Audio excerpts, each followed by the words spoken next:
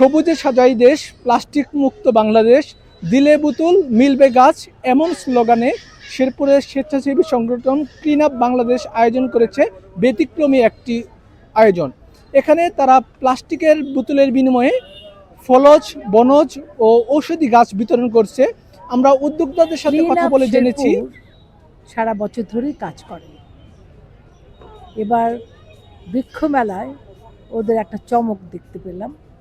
ওরা এমন একটা চমক দেখাচ্ছে যে শেরপুরকে ক্লিন করো এবং গাছ লাগাও, দুটোই আমাদের জন্য জরুরি।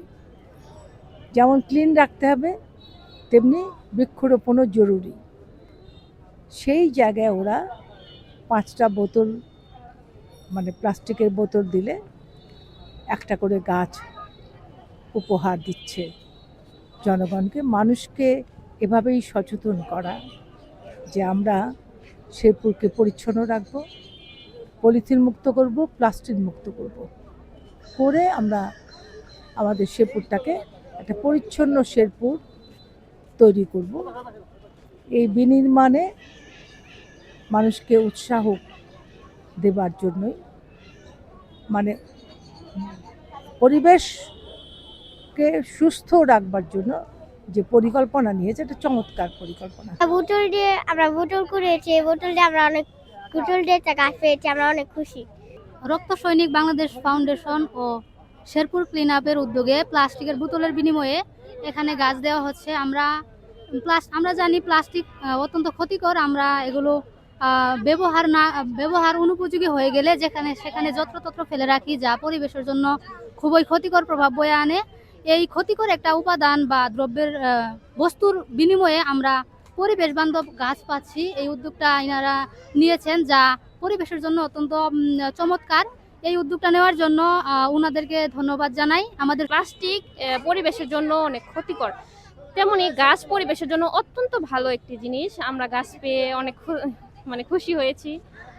বোতলের বিনিময়ে গাছ দেওয়া এটি খুবই চমৎকার একটি উদ্যোগ। এবং পরিবেশের ভারসাম্য রক্ষায় চমৎকার উদ্যোগ নেওয়া হয়েছে আমাদের ক্লিন আপ শেরপুরের পক্ষ থেকে। তাদের সঙ্গে সহযোগিতায় রয়েছেন আমাদের রক্ত সৈনিক বাংলাদেশ ফাউন্ডেশন।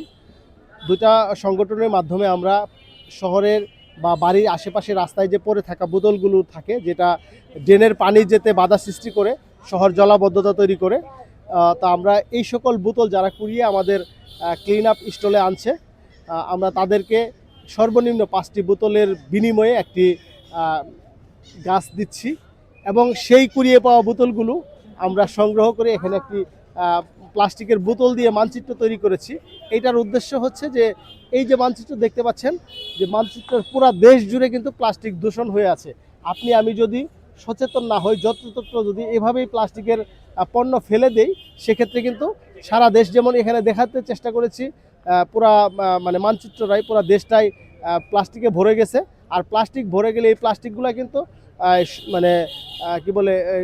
মাটির সঙ্গে মিশে যেতে 400-450 বছর সময় লাগে। এটা পরিবেশের প্রচুর ক্ষতি করে, মাটির উর্বরতা নষ্ট করে।